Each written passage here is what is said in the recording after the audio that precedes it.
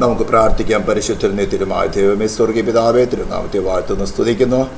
നിന്റെ ഏറെ കൃപകൾക്കായ സ്തോത്രം. അത്യുന്നതനായി ആദ്യനും അന്ത്യനും ഞങ്ങളുടെ വീണ്ടെടുപ്പും ഞങ്ങളുടെ നീതീകരണമായിരിക്കുന്ന ഞങ്ങളുടെ രക്ഷയുമായിരിക്കും ദൈവത്തോടു കൂടി ഒരു കൂട്ടായ്മ നൽകിയിരിക്കാൻ സ്തോത്രം ചെയ്യുന്നു. ആദ്യനും അന്ത്യനുമായി സ്വർഗത്തിലും ഭൂമിയിലും സകല അധികാരമുള്ളവനായി ഭൂരാജക്കന്മാർക്ക് അധിപതിയായി മഹത്വത്തിൻ്റെ പ്രത്യാശ നീ ഞങ്ങളെ വസിക്കാൻ സ്തോത്രം ചെയ്യുന്ന കർത്താവേ. പുനരുദ്ധാനം ജീവനുമായി നീ ഞങ്ങളെ വസിക്കാൻ സ്തോത്രം ചെയ്യുന്നു. വാഴ്ചകളെയും അധികാരങ്ങളെയും ആയുധ വർഗം വെപ്പിച്ച് ക്രൂശിൽ അവിടെ മേൽ ജയഘോഷം കൊണ്ടാടി അവയെ പരസ്യകോലമാക്കി നീ ഞങ്ങളെ വസിച്ചുകൊണ്ട് നിന്റെ അവകാശത്തിനെതിരെ പോകുന്ന സകല ഗോപുരങ്ങളെയും തച്ചുടച്ചുകൊണ്ട് പരസ്യകോലമാക്കുവാൻ നീ മതിയായവനാണ് കർത്താവ്. നിന്റെ കൃപ മതി. തിരുവഴുത്തുള്ള ധ്യാനിപ്പാൻ കൃപ നൽകിയാട്ടെ. പരിശുദ്ധാത്മാദേവൻ്റെ വചനത്തിൻ്റെ പൊരുളെ ഞങ്ങൾ ഗ്രഹിപ്പിച്ച് ഞങ്ങളുടെ ഹൃദയങ്ങളെ തുറന്ന് ഈ ശബ്ദം കേൾക്കുന്ന ഓരോ ജനത്തിനെ ഗ്രഹിപ്പാനും നിന്നോടുകൂടെ ഒന്നായി ചെരുവടിയാക്കണമേ എന്ന് പ്രാർത്ഥിക്കുന്നു. യൂട്യൂബിൽ കേൾക്കുന്ന ജനത്തിനായി സ്തോത്രം ചെയ്യുന്ന കർത്താവ്. ഇസ്രായേൽ എന്നൊരു നാമത്തെ അനുഗ്രഹിച്ചുകൊണ്ട് പ്രാർത്ഥിക്കുന്നു. യോടെ സിംഹാസനം സ്വർഗത്തിലേക്ക് സ്ഥിരമായിരിക്കുന്നു. അവൻ്റെ രാജ്യത്തെ സകലത്തെയും ഭരിക്കുന്നു. വചനങ്ങൾ തോവ വെളിപ്പെട്ട് വരട്ടെ. നിന്റെ അധികാരം വെളിപ്പെട്ട് വരട്ടെ കർത്താവേ. പ്രാർത്ഥന കേട്ടതിനായി സ്തോത്രം. യേശു ക്രിസ്തുവിൻ്റെ നാമത്തിൽ തന്നെ സ്തോത്രം. ദൈവനാമം മഹത്വമുണ്ടാകട്ടെ. വീണ്ടും വരുന്നവനായ നമ്മുടെ കർത്താവായ യേശു ക്രിസ്തുവിൻ്റെ അതിശ്രേഷ്ഠമായ നാമത്തിൽ വീണ്ടും ഒരു കൂട്ടായ്മ നമുക്ക് നൽകിയ കർത്താവിനെ ഓർത്തുകൊണ്ട് നന്ദി നിറഞ്ഞ ഹൃദയത്തോടെ സ്തുതിക്കാം. കഴിഞ്ഞ ദിവസങ്ങളിലൊക്കെയും വളരെ സീരിയസായ ചില വിഷയങ്ങളായിരുന്നു നാം ചിന്തിച്ചു കൊണ്ടിരുന്നത്. അതിൻ്റെ ഒരു കൺക്ലൂഷൻ എന്ന് വേണം അതിനെ ഒന്ന് ക്രോഡീകരിച്ചുകൊണ്ട് അല്ലെങ്കിൽ സമ്മറൈസ് ചെയ്തുകൊണ്ട് വളരെ ചുരുക്കമായ ചില കാര്യങ്ങൾ പറയുവാൻ ആഗ്രഹിക്കുകയാണ്. ഇപ്പോഴും പലർക്കും ഈ വിശ്വാസം എന്താണെന്നും വിശ്വസിക്കുന്നുകൊണ്ടുള്ള ഗുണം എന്താണെന്നും യേശു ക്രിസ്തുവിൽ ആശ്രയിക്കുക മുഖാന്തരം എന്താണ് നമുക്ക് ലഭിക്കുന്നത്, എവിടേക്കാണ് നമ്മൾ വിളിക്കുന്നത്, എവിടെയാണ് നമ്മൾ ആയിരിക്കുന്നതിനെ കുറിച്ചുള്ള വ്യക്തമായൊരു ധാരണ വന്നിട്ടില്ല. ആ ധാരണ അകത്ത് കടന്നാൽ അതിലുറച്ച് വിശ്വാസമായി അത് പരിണമിച്ചാൽ പിന്നെ ഒരു വിഷയമില്ല. ഇതിനെ നമ്മൾ മനസ്സിലാക്കണമെങ്കിൽ ഉൽപ്പത്തിയുടെ പുസ്തകം 1-ാം അധ്യായം തുടങ്ങി വീണ്ടും പഠിക്കണം. എനിക്ക് സംശയം തോന്നുന്നത്, സംശയമല്ല, ഏകദേശം കൺക്ലൂഡഡാണ്. കേരളത്തിൽ ഇന്ന് സുവിശേഷ പ്രവൃത്തിയല്ല നടക്കുന്നത്, ആളെ കൂട്ടുന്ന പരിപാടി നടക്കുന്നത്. അതുകൊണ്ട് ഞാൻ ദൈവത്തെ പ്രാർത്ഥിച്ചുകൊണ്ടിരിക്കുന്നുണ്ട്. കർത്താവേ, ഈ അടിസ്ഥാനപരമായ ഉപദേശങ്ങൾ എങ്ങനെയാണ് ഒരു പ്രാകൃത മനുഷ്യൻ രൂപാന്തരപ്പെട്ട് ക്രിസ്തുവിലാകുന്നത്, എങ്ങനെയാണ് വീണ്ടും ജന്മം പ്രാപിക്കുന്നത്, എങ്ങനെയാണ് ദൈവരാജ്യത്തിൽ പ്രവേശിക്കുന്നത്, തുടർന്ന് എങ്ങനെയാണ് മുന്നോട്ട് പോകേണ്ടത്, ഈ കാര്യങ്ങളൊക്കെ മനസ്സിലാക്കിയിട്ട് വേണം. അതായത് ഒരു വീട് പണിയാൻ ആരംഭിച്ചാൽ തീർപ്പാൻ വകയുണ്ടോ എന്ന് ഇരുന്ന് കണക്ക് കൂട്ടുന്ന മാതിരിക്കൊന്ന് കണക്ക് കൂട്ടിയിട്ട് വേണം ഇതിലേക്കൊക്കെ ഒന്ന് കാല് വയ്ക്കാൻ. ചുമ്മാ എന്തെങ്കിലും 2 പ്രസംഗം കേട്ടു അതുപോലെ ഒരു പ്രവൃത്തിയായി കേരളത്തിൽ നടക്കുന്നത് എനിക്ക് തോന്നുന്നു. എനിക്കിപ്പോൾ ഇവിടെ വന്നപ്പോൾ കുറച്ചുകൂടി മനസ്സിലാകുന്നത്, ഇവിടെയൊക്കെ നടക്കുന്നേക്കാളും നല്ല സുവിശേഷമായ ഗൾഫ് രാജ്യങ്ങളാണ് നടക്കുന്നത്. അവിടെ ആൾക്കാർക്ക് ഡിസിഷൻ എടുക്കാൻ ഫ്രീഡമുണ്ട്. അതുകൊണ്ട് അടിസ്ഥാനപരമായ ഉപദേശങ്ങൾ ഉൽപ്പത്തിയുടെ പുസ്തകം തുടങ്ങി പഠിപ്പിക്കുമ്പോൾ ഉൽപ്പത്തിയുടെ 1, 2, 3 അധ്യായങ്ങൾ പഠിക്കുന്നത് കൂടെ ഒരു മനുഷ്യന് പാപബോധം ഉളവാകുകയും അവൻ പാപിയാണെന്നുള്ള ചിന്ത കടന്നു വരികയും അവൻ്റെ മുമ്പിൽ മരണമാണെന്നുള്ള വഴി അവൻ പോയിക്കൊണ്ടിരിക്കുന്ന പാത മരണത്തിൻ്റെ പാതയാണെന്ന് മനസ്സിലാകുകയും ഉടനെ പിന്നെ ആരുടെയും മുഖം നോക്കില്ല, ഉടനെ അവൻ രക്ഷയ്ക്ക് വേണ്ടി കാക്ഷിക്കും. അങ്ങനെ ഒരു അടിസ്ഥാനപരമായ ക്ലാസ്സുകൾ കുറച്ച് നാളുകൾക്ക് ശേഷം എനിക്ക് വളരെ ഷോർട്ടായിട്ട് 10 മിനിറ്റ്സ് അല്ലെങ്കിൽ 15 മിനിറ്റ്സ് മാത്രമായിട്ട് എടുക്കുന്നൊരാഗ്രഹമുണ്ട്. കാരണം ഇന്ന് പലരിടത്തും ഇത്രയും സീരിയസ് ആയിട്ടുള്ള വചനം പറഞ്ഞിട്ടും ഇത്രയും ക്രിസ്തുവും ദൈവസഭയും അല്ലെങ്കിൽ വ്യക്തിപരമായിട്ടുള്ള ബന്ധം എന്താണെന്ന് പറഞ്ഞ് അതിൻ്റെ ഒരു അടിസ്ഥാനങ്ങൾ ഇട്ടിട്ട് ഇപ്പോൾ ഈ പറയുന്ന സുവിശേഷം ചിലർക്ക് ജീവനിൽ നിന്ന് ജീവനിലേക്ക് വാസനയാകുമ്പോൾ നല്ലൊരു ശതമാനത്തിനും മരണത്തിൽ നിന്നും മരണത്തിലേക്കുള്ള വാസനയായിട്ടാണ് എനിക്ക് മനസ്സിലാകുന്നത്. ആർക്കും വേണ്ട. ശത്രു വളരെ ശക്തിയോടെ പ്രവർത്തിക്കും. ശത്രു ആകുന്നവൻ്റെ സകല ബലത്തോടും കൂടെ ഈ വെളിച്ചം മറ്റൊരിലേക്ക് വരാതിരിക്കത്തക്കണം വളരെ വളരെ സ്മാർട്ടായിട്ട് പ്രവർത്തിക്കും. എന്നാൽ അതിന് തക്കവണ്ണം ഞാൻ പ്രാർത്ഥിക്കുന്നുണ്ട്. നമ്മളൊക്കെ പ്രാർത്ഥിച്ചാൽ ദൈവത്തിൻ്റെ ആത്മാവ് ആരിലേക്ക് ഇത് ആവശ്യമുണ്ടോ അവിടെ എത്തിക്കും.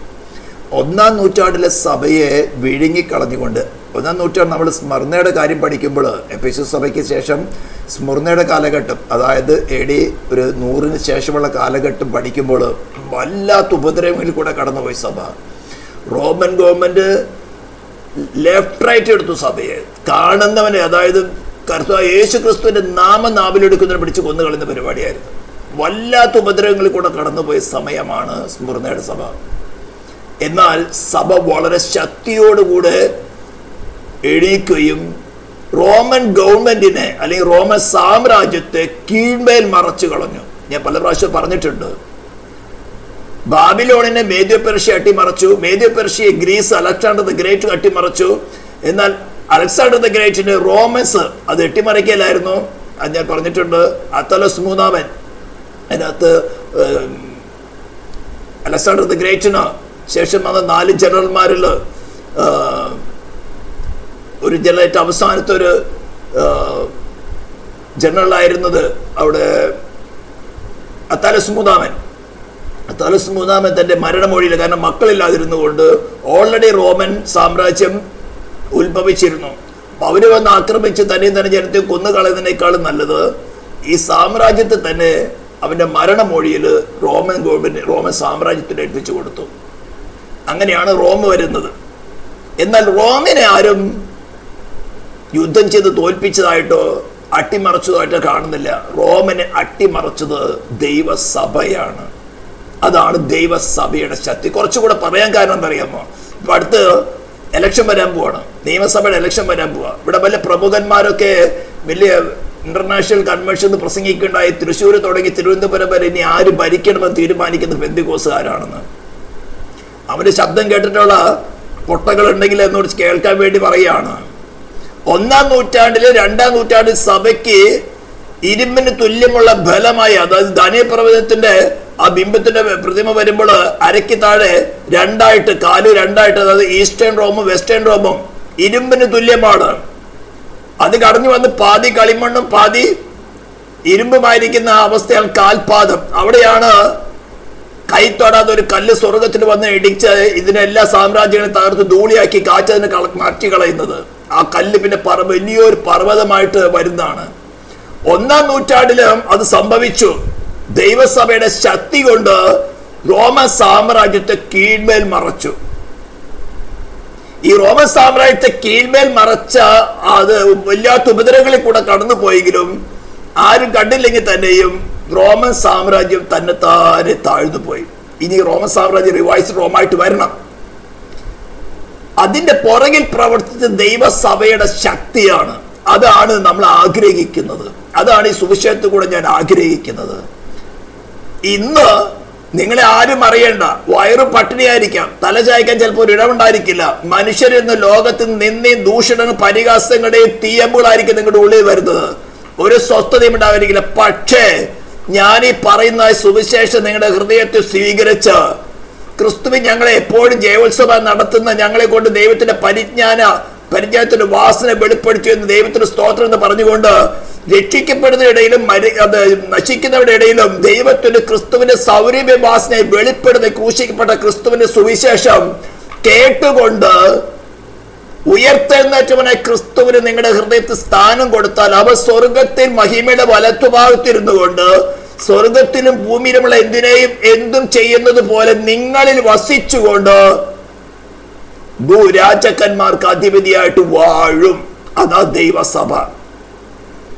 നിയമസഭ ഇലക്ഷനൊന്നും നിൽക്കണ്ട, കൊടി പിടിക്കാൻ പോകണ്ട. നിങ്ങളുടെ ഹൃദയം എങ്ങോട്ട് ചായുന്നു അവിടെയാണ് നിങ്ങൾ. ഞാൻ വോട്ട് ചെയ്യാൻ പോകുന്നില്ല, പക്ഷേ കുറച്ച് ഇന്ന പാർട്ടിയോട് ഇന്ന പക്ഷത്തോട് ഞങ്ങൾക്ക് ചായപ്പെടുമെങ്കിൽ നിന്റെ ഹൃദയം അങ്ങോട്ടാണ്. പക്ഷേ അവിടെ നീ ക്രിസ്തുവിനിടം കൊടുത്താൽ നീ ആയിരിക്കും തീരുമാനിക്കുന്നത്. നീ വോട്ടും ചെയ്യാൻ പോകണ്ട, കൊടി പിടിക്കാനും പോകണ്ട, ഇലക്ഷൻ നിൽക്കാൻ പോകണ്ട. നീ ആയിരിക്കും തീരുമാനിക്കുന്നത് ഇനി ആരാണ് ഇന്ത്യ ഭരിക്കേണ്ടത്, ആരാണ് കേരളം ഭരിക്കേണ്ടത്, ആരാണ് അമേരിക്ക ഭരിക്കേണ്ടത്. ഇപ്പൊ നടക്കുന്ന ഇസ്രായേൽ അമേരിക്ക വാറിൽ എന്തെല്ലാം നടക്കണം നീ ഇവിടെ നിന്റെ വീട്ടിലിരുന്ന് തീരുമാനിക്കുക. ആരും അറിയണമെന്നില്ല. ആരെങ്കിലും അറിയിക്കാൻ പോയി കഴിഞ്ഞാൽ നീ നിനക്ക് മഹത്വം എടുക്കാണ്. പഴയ നിയമത്തിലാണെങ്കിൽ പുരോഹിതന്മാര് മേധസ് തിന്നാൻ പാടില്ല. പുരോഹിതൻ മേധസ് തിന്നാം. മേധസ് എന്ന് പറഞ്ഞാൽ മഹത്വം, ഗ്ലോറി. തിന്നാൽ അവന് കൊന്നു കളയണം, അവൻ മരിക്കും.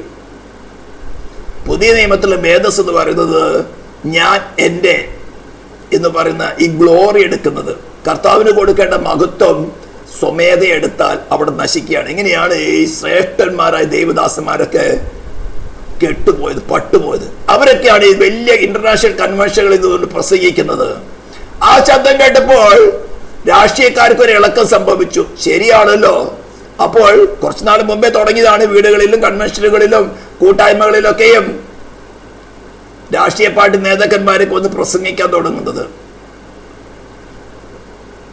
ഞാൻ വളരെ പ്രാക്ടിക്കൽ എക്സ്പീരിയൻസോടാണ് പറയുന്നത്. 1-ാം നൂറ്റാണ്ടിലെ സഭയ്ക്ക് റോമൻ സാമ്രാജ്യത്തെ, ഇരുമ്പിന് തുല്യമായ റോമൻ സാമ്രാജ്യത്തെ കീഴ്മേൽ മറയ്ക്കാൻ പറ്റുമെങ്കിൽ നീ ആരും അറിയണമെന്നില്ല. ക്രൂശിക്കപ്പെട്ടവനെ ക്രിസ്തുവിന്റെ സുവിശേഷം ഏറ്റെടുത്തുകൊണ്ട് ആ ദൈവ പിതാവ് പുത്രന് നൽകിക്കൊണ്ട് നിന്റെ വ്യക്തിപരമായ ജീവിതത്തിൽ വരേണ്ടതായിട്ടുള്ള ക്രോധാഗ്നി തന്റെ ശരീരത്തിൽ പ്രാണനും ആത്മാവിലും ഏറ്റെടുത്തുകൊണ്ട് ആ ദൈവ ക്രോധാഗ്നി ഏറ്റെടുത്തുകൊണ്ട് ആ തീക്കനലുമായിട്ടാണ് കൈപ്പണിയായ മന്ദിരത്തിലേക്കല്ല, സ്വർഗത്തിലേക്ക് തന്റെ സൗരഭ്യവാസന ജീവിതത്തോടു കൂടെ ആ ധൂപവർഗമായിട്ട് ഉയർത്തെന്നിട്ട് മഹിമയുടെ കടന്നത്. അതുകൊണ്ട് എന്തായി? അവന് മഹിമയുടെ വലത്തു ഭാഗത്തിരിക്കാൻ യോഗ്യനായി തീർന്നു. അവനെ നിന്റെ ഹൃദയത്തിൽ വാഴുവാൻ സ്വീകരിച്ചാൽ, ഞാൻ ചലഞ്ച് ചെയ്തു പറയാം, നിന്റെ ഹൃദയത്തിലിരുന്ന് സ്വർഗത്തിലും ഭൂമിയിലും സകല അധികാരമുള്ളവനായി, അദ്ദേഹം സകല അധികാരം എന്ന് പറഞ്ഞാൽ എന്തിനേയും എന്തും ചെയ്യുവാൻ അധികാരമുള്ളവനായി നിന്റെ ഹൃദയത്തിൽ വാണുകൊണ്ട് നീ മുഖാന്തരം കർത്തൃത്വം നടത്തും.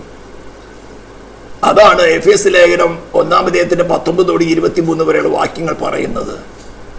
ദൈവസഭയാണെന്ന് സ്പിരിച്വലായിട്ട് ഭരിക്കേണ്ടത്.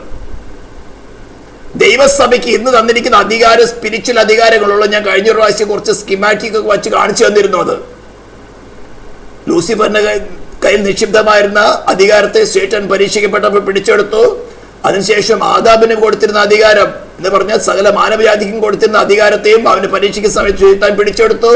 ആ 2 അധികാരങ്ങളെ സേട്ടാൻ തിരിച്ചു പിടിക്കാനാണ് ദൈവപുത്രൻ വെളിപ്പെട്ടതെന്നാണ്. അതിന്റെ പ്രവൃത്തികൾ അഴിപ്പാനല്ലോ ദൈവപുത്രൻ വെളിപ്പെട്ടതെന്ന് 1 യോഹന്നാൻ 3-ാം അധ്യായത്തിൽ 8-ാം വാക്യത്തിൽ പറഞ്ഞിരിക്കുന്നത്. ആ അധികാരം പിടിച്ചെടുത്തിട്ട് സ്പിരിച്വൽ അധികാരങ്ങൾ മാത്രമേ, ആ സ്പിരിച്വൽ അധികാരം അതിന്റെ പൂർണ്ണത എന്ന് പറഞ്ഞാൽ പാമ്പുകളെയും തേളുകളെയും ശത്രുവിന്റെ സകല ബലത്തെ ചവിട്ടുവാനുള്ള അധികാരമാണ് ദൈവസഭയ്ക്ക് തന്നിരിക്കുന്നത്.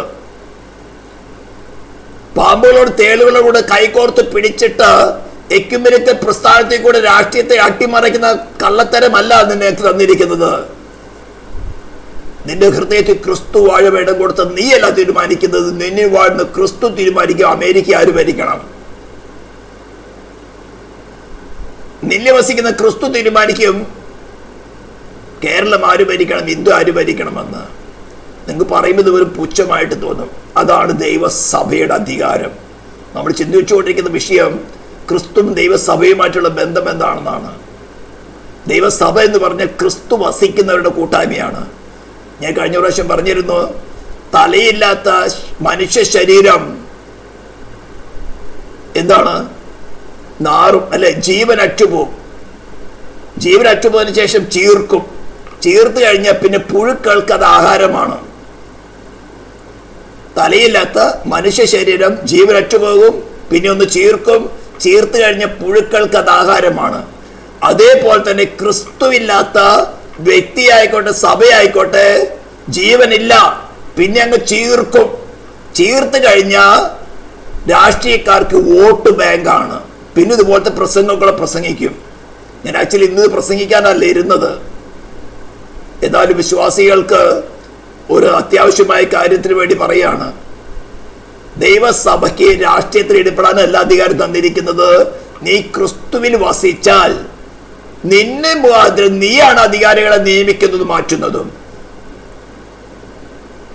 മനസ്സിലാക്കണമെങ്കിൽ ക്രിസ്തുവും ദൈവസഭയുമായിട്ടുള്ള ബന്ധമെന്ന് ആദ്യം മനസ്സിലാക്കണം. അതിനാണ് ഈ ക്ലാസ്സുകൾ പഠിപ്പിച്ചുകൊണ്ടിരിക്കുന്നത്. ആർക്കും വേണ്ട.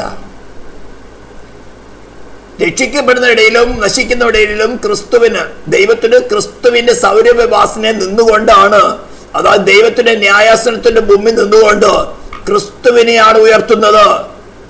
മാനവജാതിയുടെ മേൽ നമ്മൾ അപ്പോസ്തലപ്രവൃത്തി 17-ാം അധ്യായത്തിൽ വായിച്ചു, ഭൂലോകത്തിൽ എങ്ങും കുടിയിരിപ്പാൻ ഏകനിൽ നിന്ന് മാനവജാതി മുഴുവൻ ഉളവാക്കി. അവർ ദൈവത്തെ തപ്പി നോക്കി കണ്ടെത്തുമോ എന്ന് അറിയേണ്ടതിന്റെ അതിരുകളും കാലങ്ങളും നിശ്ചയിച്ചു. നമുക്കൊക്കെ ഒരു അതിരുണ്ട്, ഏറിയ 70 അല്ലെങ്കിൽ 80. ഞാൻ ഇന്നലെയും പറഞ്ഞു, ഇപ്പോ ചിലർക്ക് ഒരു 80 ആവറേജ് 80s 80-നും 90-നും ഇടയ്ക്കാണ് ആവറേജ്. ഇതിനിടയ്ക്ക് നിന്നെ ഏത് ഡിനോമിനേഷൻ എന്നോ ഒന്നും അല്ല ചോദിക്കുന്നത്. ഏകനിൽ നിന്ന് മാനവജാതി മുഴുവൻ ഉളവാക്കി ഏകൻ പാപം ചെയ്തപ്പോൾ നീയും അവരിൽ ഉണ്ടായിരുന്നോ? ഇനി നിനക്ക് ദൈവമായിട്ട് റീകൺസൈൽ ചെയ്യാനുള്ള മാർഗം എന്താണെന്ന് നിനക്ക് തന്നെ അന്വേഷിച്ച് കണ്ടെത്തുവാനുള്ള വഴികൾ തന്നുകൊണ്ടാണ് പറയുന്നത്. ദൈവത്തെ തപ്പി നോക്കി കണ്ടെത്തുമ്പോ എന്നറിയേണ്ടതിന് അതിരുകൾ വെച്ചിരിക്കുന്നു, കാലങ്ങൾ വെച്ചിരിക്കുന്നു. അതിനിടയില് നീ അന്വേഷിച്ച് കണ്ടെത്തുവാൻ ആവശ്യമായി വെളിച്ചം നിനക്ക് തരുന്നുണ്ട്. എന്നിട്ടാണ് പറയുന്നത്, താൻ നിയമിച്ച പുരുഷൻ മുഖാന്തരം ലോകത്തെ നീതിയിൽ ന്യായം വിധിപ്പാൻ അവനൊരു ദിവസത്തെ നിശ്ചയിച്ചു. അവനെ മരിച്ചവരെന്ന് ഉയർത്തെഴുന്നേൽപ്പിച്ചതിനാൽ എല്ലാവർക്കും, ഈ ഏകനിൽ നിന്ന് ഉളവായ എല്ലാവർക്കും തന്നെ ഉറപ്പ് നൽകിയിരിക്കുകയാണ്. അതായത് ക്രിസ്തുവിനെ പോലെ തന്നെ നീ ആയിത്തീർന്നാൽ നിനക്കും മരിച്ചവരുടെ ഇടയിൽ നിന്നൊരു ഉയർത്തെഴുന്നേൽപ്പുണ്ടെന്ന്. ഇതാണ് സുവിശേഷത്തിന്റെ കാതല്. ഇതിനു വേണ്ടി ഞങ്ങളീ കിടന്ന് കുരയ്ക്കുന്നത്. അത് ചിലവർക്ക് മരണത്തിൽ നിന്ന് മരണത്തിലേക്കുള്ള വാസന. എഫെസ്യ ലേഖനത്തിലെ വാക്യം കഴിഞ്ഞ ദിവസങ്ങൾ നമ്മൾ ബൈഹാർട്ട് പഠിക്കുന്ന വാക്യത്തിൽ നമ്മൾ പഠിക്കുകയുണ്ടായിരുന്നു. ഞാൻ വായിക്കാൻ ആഗ്രഹിക്കുകയാണ്. അതായിരുന്നു ഇന്ന് ചിന്തിക്കാൻ ആഗ്രഹിച്ചത്. എഫേഷ്യൻസ് ചാപ്റ്റർ 3 വേഴ്സ്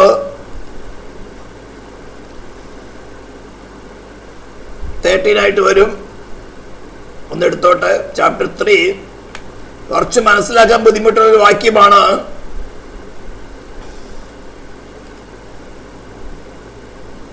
അങ്ങനെ ഇപ്പോൾ സ്വർഗത്തിൽ വാഴ്ചകൾക്കും അധികാരങ്ങൾക്കും ദൈവത്തിന്റെ ബഹുവിധമായ ജ്ഞാനം, ഇതെന്ന് പറഞ്ഞാൽ പെട്ടെന്ന് മനസ്സിലാവില്ല.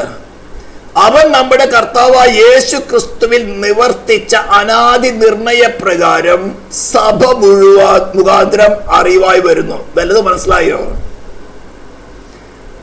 അവന്റെ ബഹുവിധമായ ജ്ഞാനം വാഴ്ചകൾക്കും അധികാരങ്ങളും, സ്വർഗത്തിൽ വാഴ്ചകൾക്ക് അധികാരങ്ങൾക്ക് പോലും അറിയില്ലായിരുന്നിരുന്ന ഒരു കാര്യം പരിശുദ്ധാത്മാവിനാൽ അപ്പോസ്തലന്മാർക്ക് മുൻകാലങ്ങളിൽ മറഞ്ഞിരുന്നൊരു മർമ്മം അപ്പോസ്തലന്മാർക്ക് പരിശുദ്ധാത്മാവിനെ വെളിപ്പെടുത്തി.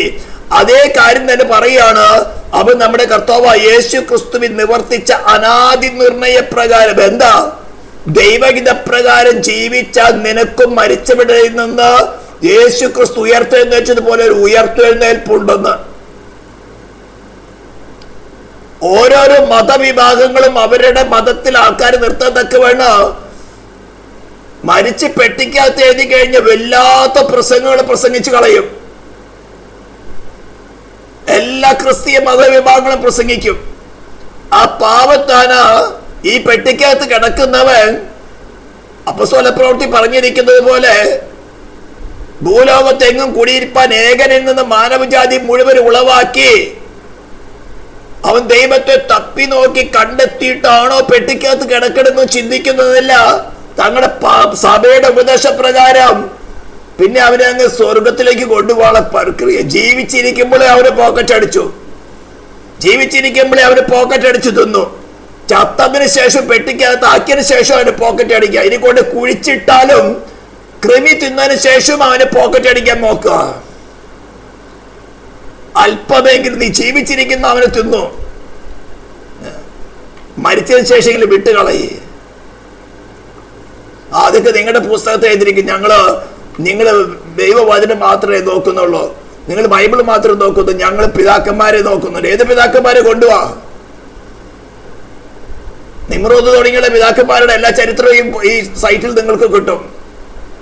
നിമ്രോദും സെമിറമാസും തുടങ്ങിയുള്ള എല്ലാ മതവിഭാഗങ്ങളും അവരെ വെളിപ്പാട് പുസ്തകത്തിൽ പറഞ്ഞിരിക്കുന്നത് വേശ്യകളുടെ മാതാവെന്ന, അതവർക്ക് വേശ്യപുത്രിമാർ ഒത്തിരിയുണ്ട്. അതാണ് യഥാർത്ഥ ക്രൂശിക്കപ്പെട്ട ക്രിസ്തുവിന്റെ സുവിശേഷം. ഈ പൗലോസ് പറയുന്ന സൗരഭ്യ ആസനയാകുന്ന സുവിശേഷത്തിന് എതിരായി നിൽക്കുന്ന അതിനെ അവഗണിച്ചുകൊണ്ട് നിൽക്കുന്ന എല്ലാ വേശ്യാപുത്രിമാരും, ബൈബിൾ വേശ്യാപുത്രി എന്ന് പറഞ്ഞാൽ ലിറ്ററൽ മീനിങ് കൊണ്ട് സത്യദൈവത്തിൽ നിന്ന് മനുഷ്യനെ അകറ്റിക്കളയുന്ന മതവിഭാഗങ്ങളെ വിളിക്കുന്ന പേരാണ് വേശ്യാപുത്രിമാർ അല്ലെങ്കിൽ വേശ്യ എന്ന് വിളിക്കുന്നത്. ഇവരെല്ലാത്തിനും കൂടെ കൂട്ടിക്കൊണ്ടുവന്ന് എതിർ ക്രിസ്തുവിനെ കൊണ്ട് കൊല്ലിക്കുന്ന പരിപാടിയാണ് വെളിപ്പാട് പുസ്തകം 17-ാം അധ്യായത്തിന്റെ 16-ാം വാക്യത്തിൽ പറഞ്ഞിരിക്കുന്നത്. അവിടെ വരെയൊക്കെയുള്ളൂ.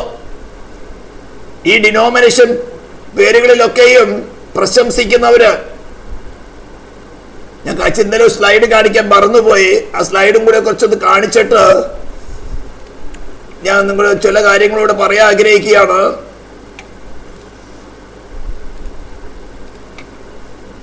അതായത് നമ്മള് കൊറിന്ത്യർ ലേഖനം 3-ാം അധ്യായത്തിന് 11 വാക്യങ്ങളിൽ വായിച്ചു. ക്രിസ്തു യേശു എന്ന ഏക അടിസ്ഥാനം ഞാൻ ഇട്ടിരിക്കുന്നു, ആ അടിസ്ഥാനത്തിൽ ഓരോരുത്തരും പണിയുന്നു. ചിലവരെ പൊന്ന്, വെള്ളി, കല്ല്, മരം, വൈക്കോല്, പുല്ല്, ഇങ്ങനെ ഓരോന്ന് പണിത് കൂട്ടുക. അപ്പൊ ഈ പണിത് കൂട്ടിയതിനെല്ലാത്തിനും കൂടെ തീയിൽ കൂടെ കൊണ്ടുപോകും. അപ്പൊ ഈ മരം, പുല്ല് നിങ്ങൾക്ക് ഈ സ്ക്രീനിൽ കാണാം. വൈറ്റ് കളറിൽ, ഞാൻ യെല്ലോ കളറിൽ ഹൈലൈറ്റ് ചെയ്തിരിക്കുന്ന ഒരു 93% ആൾക്കാരെ ഒന്ന് ഡിവൈഡ് ചെയ്ത് കഴിഞ്ഞാൽ ഉപദേശത്തിലുള്ള പെശക് എന്താണ്? ഈ മരം, പുല്ല്, വൈക്കോല് തീയിൽ കൂടെ കടത്തിവിട്ട് എന്തുണ്ടാവും? ചാരമായി തീരും. പണ്ട് ഞാൻ ഈ കൊച്ചു സ്കൂളിലൊക്കെ പഠിക്കുന്ന സമയത്ത് ഈ പാലക്കാട് സൈഡിൽ നിന്നൊക്കെ ഈ വൈക്കോല് കൊണ്ടുവരും. രാത്രി ഒരു 9 മണി 10 മണിക്ക് കഴിഞ്ഞ ശേഷം കൊണ്ടുവരുള്ളൂ.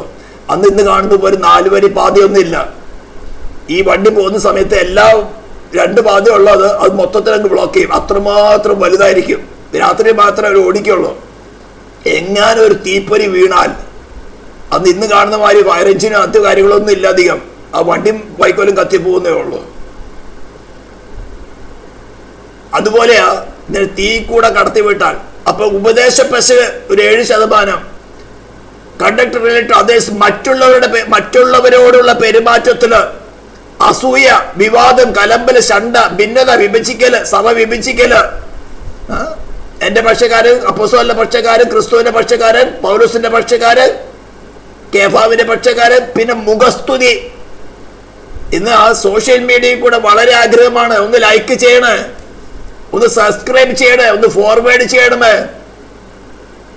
സംഘടനമേലുള്ള അഭിമാനം. നമ്മുടെ സഹോദരന്മാരാരെങ്കിലും ആഭരണമില്ലാതെ വഴി കണ്ടു കഴിഞ്ഞാൽ വിശ്വാസിയാണോ? സ്തോത്രം. ഏത് സഭയിലാ പോണേ? IPC ആണെങ്കിൽ നമ്പർ 1, ചർച്ച് ഓഫ് ഗോഡ് ആണെങ്കിൽ നമ്പർ 2, ഷാരോണാണെങ്കിൽ നമ്പർ 3, AG ആണെങ്കിൽ കുറച്ചും കൂടി ഡിമ്മ. ഇത് കഴിഞ്ഞ പിന്നെ ഒന്നില്ല. സ്വതന്ത്ര, അവനൊരു ഓമന പേരുണ്ട് സ്വതന്ത്രമായിട്ട് പ്രവർത്തിക്കുന്നവർക്ക്. സംഘടനയിലുള്ള അഭിമാനം. നീ മതം വിട്ട് മതത്തിലേക്കാണ് ചേർന്നെങ്കിൽ നീ രക്ഷ പ്രാപിച്ചിട്ടില്ല. അടുത്തത് അധികാരമോഹം. ഇതിനാണ് കൺവെൻഷൻ സ്റ്റേജുകളിലൊക്കെ അടി നടക്കുന്നത്. ഇവരെല്ലാം കൂടെ കൂട്ടുന്ന വിളിക്കുന്ന പേരാണ് മരം, പുല്ല്, വൈക്കോല് എല്ലാം കൂടെ ചേർത്ത ഒരു 93%. മറ്റ് പൊന്ന്, വെള്ളി, വിലയേറെ കല്ലിൽ വരുന്നത് ആകെ 7% കൂട്ടുന്നുള്ളൂ. ഇത് എനിക്ക് തോന്നുന്നു 2013 മറ്റേ ഞാൻ വെബ്സൈറ്റിൽ എടുത്ത് ഞാൻ ഉണ്ടാക്കിയൊന്നല്ല, ജസ്റ്റ് കണ്ടപ്പോൾ ഒരു അട്രാക്ഷൻ തോന്നിക്കൊണ്ട് പറഞ്ഞത് മാത്രമേ ഉള്ളൂ. ദൈവസ്നേഹം, മനുഷ്യ സ്നേഹം, കൂട്ടി വിശ്വാസിയുള്ള സ്നേഹം, ഇതെല്ലാം കൂടെ കൂട്ടിക്കഴിഞ്ഞാൽ ആകെ ഒരു 3%. അപ്പോൾ ഈ വിശ്വാസം എന്ന് പറഞ്ഞുകൊണ്ട്, അല്ലെങ്കിൽ ക്രിസ്തീയ ഗോളത്തിൽ നിന്ന് ക്രിസ്തുമസ് എന്ന് പറഞ്ഞാൽ, അല്ലെങ്കിൽ ക്രിസ്തുമസ് ഉത്സവം, ഗുഡ് ഫ്രൈഡേയും ഈസ്റ്ററും ആഘോഷിക്കുകയും അതിന്റെ പല പല രീതിയിലൊക്കെ ആഘോഷിക്കുന്ന, അതായത് ക്രിസ്ത്യൻ ഡത്തിൽ എല്ലാത്തിനും കൂടെ അത് തീ കൂടെ കടത്തിവിട്ടാൽ ഈ ഒരു 7% മാത്രം ബാക്കി നിൽക്കും. അപ്പോൾ കർത്താവ് പറഞ്ഞ കാര്യം മനസ്സിലാകും. വിളിക്കപ്പെട്ടവർ അനേകരാ, തിരഞ്ഞെടുക്കപ്പെട്ടവര് വളരെ ചുരുക്കമാണെന്ന്. ഞാൻ ഇന്നലെ അത് പറയാൻ മറന്നുപോയത് കൊണ്ട് ഒന്ന് ഓർപ്പിച്ചെന്നേ ഉള്ളൂ. അപ്പോൾ അനാദികാലം മുതലേ മറഞ്ഞു കിടന്ന ഒരു മർമ്മം, ഈവൻ സ്വർഗത്തിൽ വാഴ്ചകൾക്കും അധികാരങ്ങൾക്കും പോലും അറിയാതിരുന്ന ഒരു മർമ്മം കർത്താവ് തന്റെ അപ്പസ്തോലന്മാർക്ക് ആത്മാവിൽ വെളിപ്പെടുത്തി, അവരിൽ കൂടെ അത് വെളിപ്പെടുത്തിയിട്ട് അപ്പസ്തോലൻ പൗലോസ് എഫെസ്യ ലേഖനം 3-ാം അധ്യായത്തിൽ പറയാണ്, വാഴ്ചകൾക്ക് അധികാരങ്ങൾക്ക് പോലും മറഞ്ഞിരുന്ന കാര്യം, അവന്റെ പ്രവൃത്തി, അനാദികാലം മുതൽ മറഞ്ഞിരുന്ന പ്രവൃത്തി നമ്മുടെ കർത്താവ് യേശു ക്രിസ്തുവിൽ നിവർത്തിച്ച അനാദി നിർണയ പ്രകാരം. ഇത് കേൾക്കുമ്പോൾ എന്താ മനസ്സിലാകുന്നത്? നിനക്കും ക്രിസ്തുയേശു ഉയർത്തെഴുന്നേറ്റതുപോലെ ഉയർത്തെഴുന്നേൽപ്പ് ലഭിക്കണമെങ്കിൽ അവനെ പോലെ ദൈവഹിതം അനുസരിച്ച് ജീവിക്കുന്നവനായി തീരണം. അപ്പൊ ഞങ്ങളുടെ പാസ്റ്റർമാര്, ഞങ്ങളുടെ തിരുമേനിമാര്, ഞങ്ങളുടെ മെത്രാന്മാര്, ഞങ്ങളുടെ പോപ്പുമാരൊക്കെ പഠിപ്പിച്ചതല്ലയോ ഞങ്ങൾ അനുസരിക്കുന്നത്? നിങ്ങൾ ഇന്നലെ വന്ന് തകരാ. പെന്തക്കോസ്തുകാര് നിനക്ക് 100 വർഷത്തെ പാരമ്പര്യമുള്ളൂ, ഞങ്ങൾക്ക് 1800 വർഷത്തെ പാരമ്പര്യമുണ്ട്. നിങ്ങളെയൊക്കെ കൊന്നൊടുക്കിയിട്ടാണ് ഞങ്ങളെ മഹാനായിരിക്കുന്ന കോൺസ്റ്റന്റൈൻ ചക്രവർത്തി സാമ്രാജ്യം കെട്ടുപടുത്തത്. അവിടുന്ന് അങ്ങ് തുടങ്ങും. ഇതിന്റെ ഹിസ്റ്ററിയൊക്കെ ഞാൻ വലിയ പഴയ കുറെ എപ്പിസോഡുകൾ ചെയ്തിട്ടുള്ളതാണ്. എവിടുന്ന ഈ മർമ്മമഗതിയെ ബാബിലോട് ഉത്ഭവിച്ചതെന്ന്, അതിന്റെ ലക്ഷ്യം എന്താണെന്നും. ദൈവം മനുഷ്യനെ നേരിട്ട് നടത്തുവാൻ ആഗ്രഹിക്കുമ്പോൾ ഒരു വ്യാജ മതത്തിൽ കൂടെ മാനവജാതിയെ മുഴുവനും അടക്കി ഭരിക്കുക എന്ന ലക്ഷ്യത്തോടു കൂടിയായിരുന്നു നിമ്രോദും അവന്റെ അമ്മയും ഭാര്യയുമായിരുന്ന സെമീർവാസും കൂടെ ഈ ബാബേൽ ടവർ പണിയാൻ തുടങ്ങിയത്. അതിന്റെ വേശ്യാപുത്രിമാരാണ് ഇന്ന് ലോകത്തിൽ കാണുന്ന എല്ലാ ഫിസിക്കൽ ചർച്ചുകളും, ഇൻക്ലൂഡിങ് പെന്തിക്കോസ്, ഡിനോമിനേഷൻ പേര് വരുന്ന പെന്തിക്കോസ് അടക്കം. ഞാൻ പച്ചയായിട്ട് പറയാ, അവർക്കാണ് ഈ ലോകത്തോട് ചേരാനുള്ള വലിയ മോഹം നടക്കുന്നത്. തൃശ്ശൂർ തുടങ്ങി തിരുവനന്തപുരം വരെ ഇനി ആരെ കേരളം ഭരിക്കേണ്ടി തീരുമാനിക്കുന്ന പെന്തക്കോസ്തുകാരൻ നീ അല്ല തീരുമാനിക്കുന്നത്, നീയോ ചീഞ്ഞു നാറി. അതുകൊണ്ടാ നീ കൃപയെന്ന് വഴി തെറ്റി. നീതിമാർക്ക് ഒരു ദേവദാസം പ്രസംഗിക്കണ്ടായിരുന്നു, നീതിമാൻ വീണാൽ അവൻ എന്ത് ചെയ്യുമെന്ന്. അവൻ എന്തും ചെയ്യും, അതാ കാണുന്നത്. അല്ലെങ്കിൽ നിനക്ക് ഫിസിക്കലായിട്ട് ഭരിക്കണമോ? അതിനും ബൈബിൾ ഞാൻ കഴിഞ്ഞ ദിവസം ക്ലാസ്സിൽ പറഞ്ഞിരുന്നു. അതിനും ബൈബിൾ നല്ലൊരു ഓഫർ തരുന്നുണ്ട്. 1000 വാർഡ് കർത്താവ് ഭരിക്കാൻ വരുമ്പോ ആന്റിക്രൈസ്റ്റിനെ നശിപ്പിച്ചിട്ട്, വെളിപ്പാട് പുസ്തകം 19-ാം അധ്യായം 11 വാക്യങ്ങൾ എഴുതിയിരിക്കുന്നത്, വെള്ളക്കുതിരപ്പുറത്ത് അവരോട് കൂടെ വരുന്നത് ഭരിക്കുവാനാ. പക്ഷെ അതിക്ക് മുമ്പ് ഈ മധ്യാകാശത്ത് വരുന്ന കൂട്ടത്തിൽ എടുക്കപ്പെടുന്നവരായിരിക്കണം. അതിനുശേഷം അവിടെ 7 വർഷം സ്വർഗത്തിൽ വെച്ച് നീതിമാന്മാരുടെ ഒരു ന്യായവിധി നടക്കുന്നുണ്ട്. ഞാൻ കഴിഞ്ഞ ദിവസം ക്ലാസ്സിൽ പറഞ്ഞിരുന്നു. അതിലും റിജക്റ്റ് ആവാതെ ഇരിക്കണം. എന്നാൽ ഒരു 1000 വർഷം ഈ ഭൂമിയിൽ തന്നെ യേശു ക്രിസ്തുവിനോടുകൂടെ ഭരിക്കുവാൻ നിനക്കൊരു ഓഫറുണ്ട്. അത് വേണമെങ്കിൽ ഉണ്ട്, ഇപ്പോൾ ഇല്ല. യേശു ക്രിസ്തു വരുന്നത് വരെയും ഭരിക്കുവാൻ ഒരു ഓഫർ ബൈബിളിൽ തരുന്നില്ല. ഈ തീരുമാനിക്കുക നിങ്ങളുടെ ഇഷ്ടം.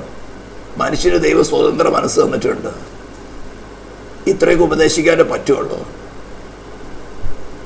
അപ്പോൾ ഞാൻ പറഞ്ഞു വന്നത്, എന്താണ് ദൈവം യേശു ക്രിസ്തുവിൽ നിവർത്തിച്ചത് എന്ന് പോൾ പറയുന്നത് എന്താ? ദൈവഗീതം അനുസരിച്ചുകൊണ്ട് അത് ഫിലിപ്പിലേത് വളരെ വ്യക്തമായിട്ട് പറയുന്നുണ്ട്. മരണത്തോളം, ക്രൂശിലെ മരണത്തോളം തന്നെ അവൻ അനുസരണമുള്ളവനായിരുന്നു. അതുകൊണ്ട് ദൈവം അവനെ ഏറ്റവും ഉയർത്തി. സ്വർലോകയുടെയും ഭൂലോകയുടെയും അധോലോകയുടെയും മുഴങ്കാലൊക്കെയും അവന്റെ മുമ്പിൽ മടങ്ങണം.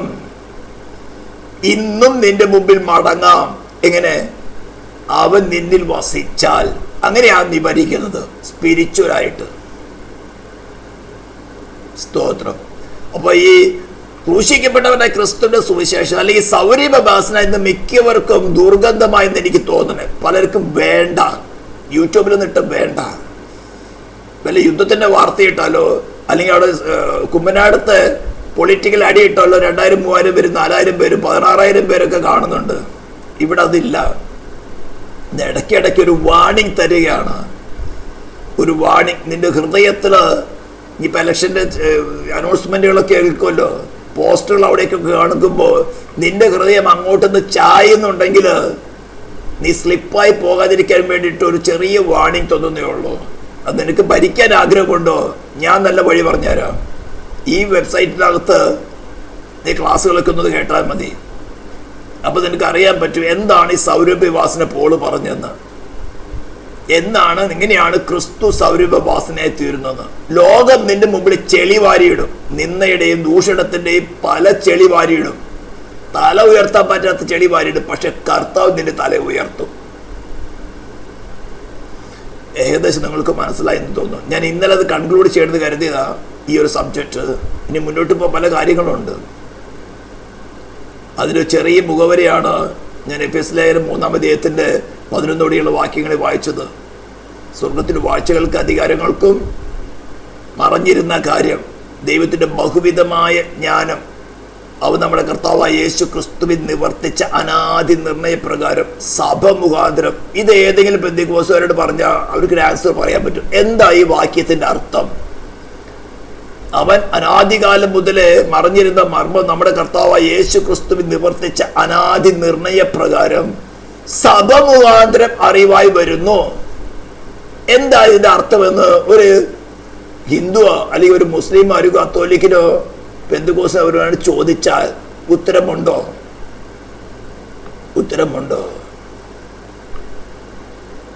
നമുക്ക് തന്നെ ചോദിക്കാം, എന്നില ഉത്തരമുണ്ടോ?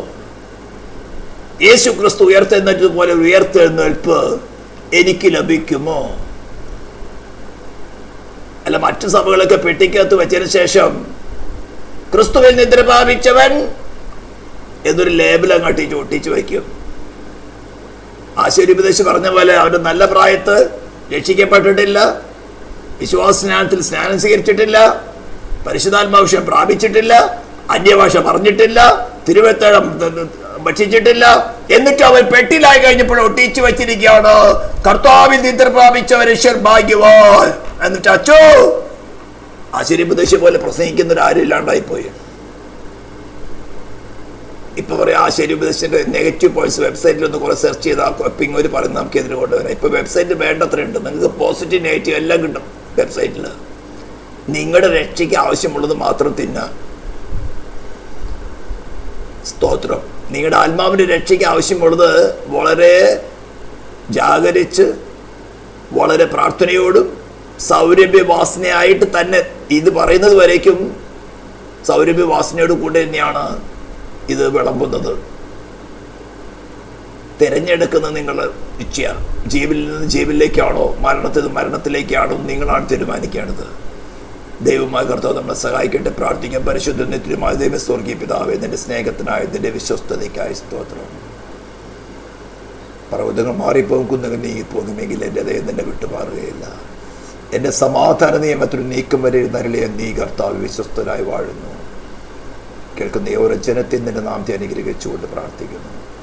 നിന്നിൽ ഒന്നായി തിരുവാന്തക്കണം കർത്താവ്. അവരുടെ ബലഹീനതകൾക്കും ഇത് നിന്റെ കൃപ കൊണ്ട് കവിഞ്ഞ് നിന്റെ സ്നേഹത്തെ വെളിപ്പെടുത്തിയാട്ടെ. ഇസ്രായേലിന് നിന്റെ നാമത്തിൽ വീണ്ടും അനുഗ്രഹിച്ചുകൊണ്ട് പ്രാർത്ഥിക്കുന്നു. ഭൂമണ്ഡലത്തിൽ നിന്ന് മാച്ചു കളയുമെന്ന് വാശി പിടിച്ച രാജാക്കന്മാർ, വംശങ്ങൾ, ജാതികൾ ഭൂമണ്ഡലത്തിൽ നിന്ന് മാറിപ്പോകുന്നതിനായി സ്തോത്രം. നിന്റെ നാമത്തെ നിന്റെ വചനത്തെ ഉറപ്പിക്കും. മഹത്വ ക്രൂശിനെ കരയറ്റുന്നു യേശു ക്രിസ്തുവിൻ്റെ നാമത്തിൽ തന്നെ.